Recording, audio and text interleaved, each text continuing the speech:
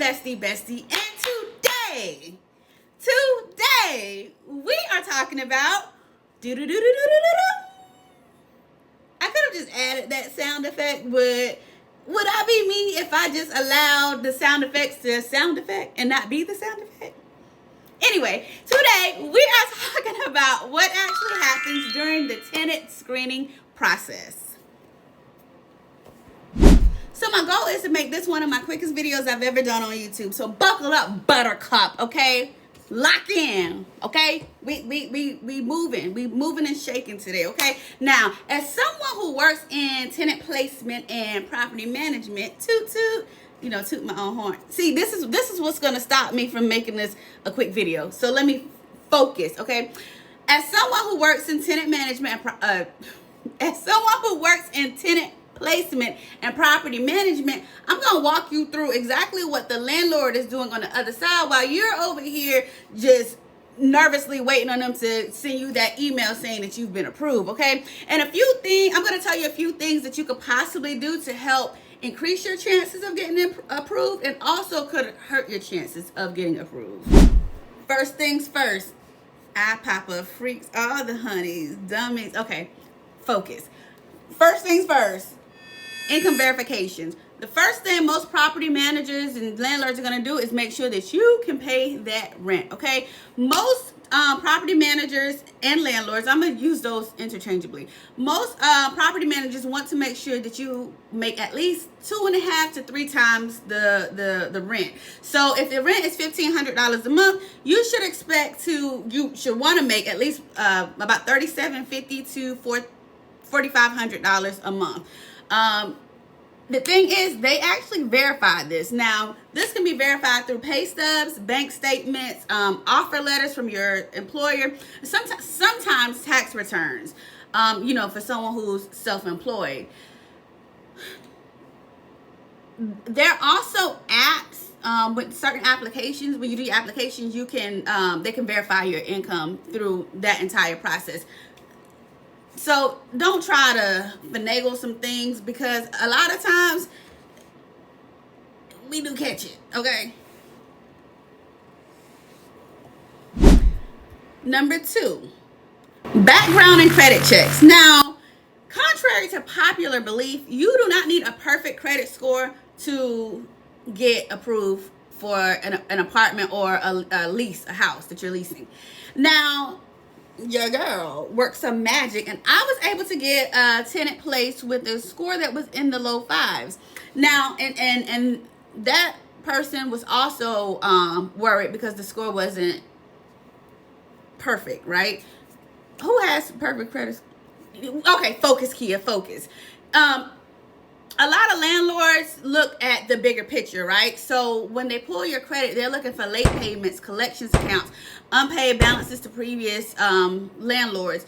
But the biggest thing that will almost always, not every time, but a lot of times, that will immediately disqualify you will be evictions.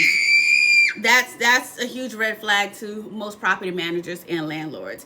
And so they look at the bigger picture for the most part and not just what the credit score is. Number 3, rental history, okay? One of the biggest things property managers pay attention to is your rental history. So somebody like me, I will call and check your rental history.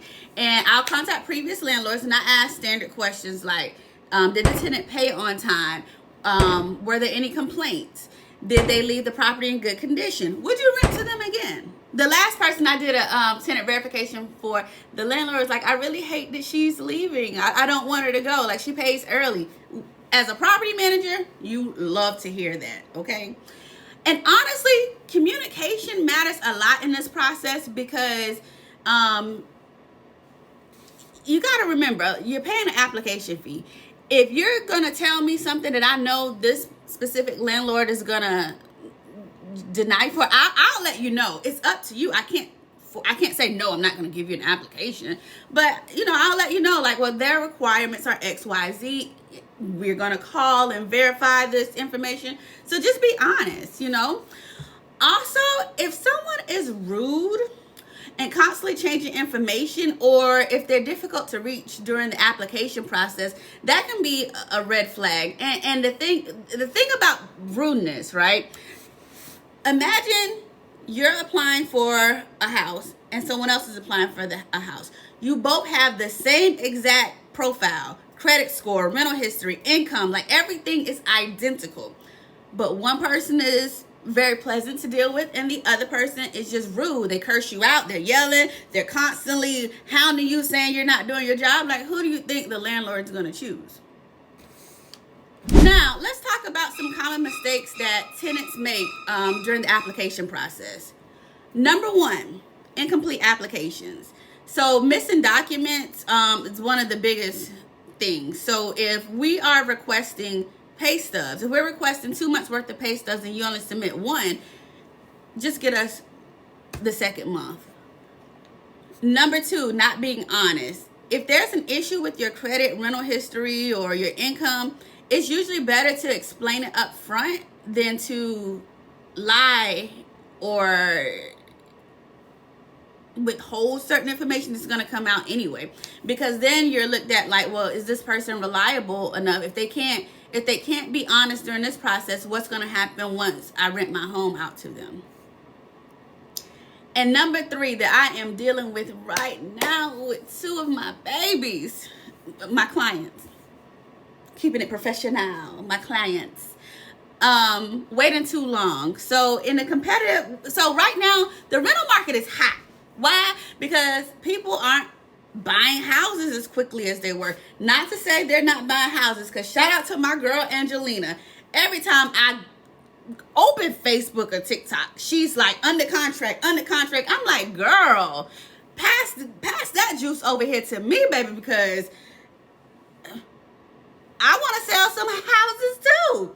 But people are buying houses, but not like how they were previously. Just being transparent and honest. So waiting too long in a competitive rental market, good properties move fast. Y'all remember me bragging about my one that I got leased in 4 days?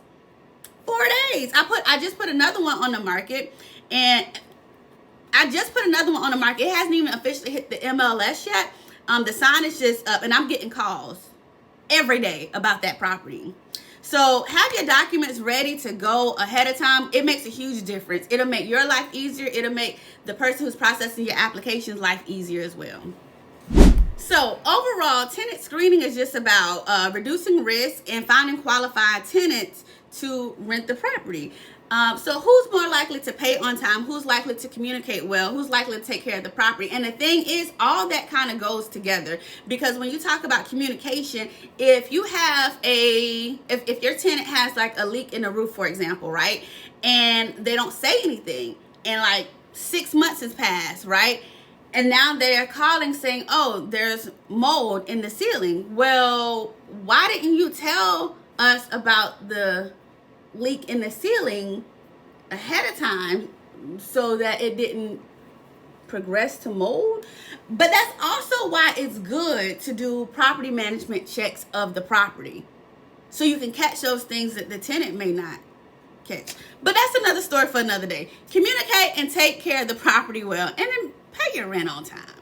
As for renters, understanding the process can make applying a lot less stressful, and honestly, it improves your chances of getting approved. So if you found this hopefully quick video, we'll see when I put it all together. If you found this to be helpful, please like, share, and subscribe to my YouTube channel, okay? If you like getting tips on leasing, or you being the renter, the tenant, or you being the property manager, landlord, hit like, share, and subscribe. And if you have any questions for your girl, because you're ready to turn confusion into coins and questions into closed deals, baby, hit my line, 470-948-5545, or email me, Lakia@LakiaMack.com. I ain't even gonna say nothing else.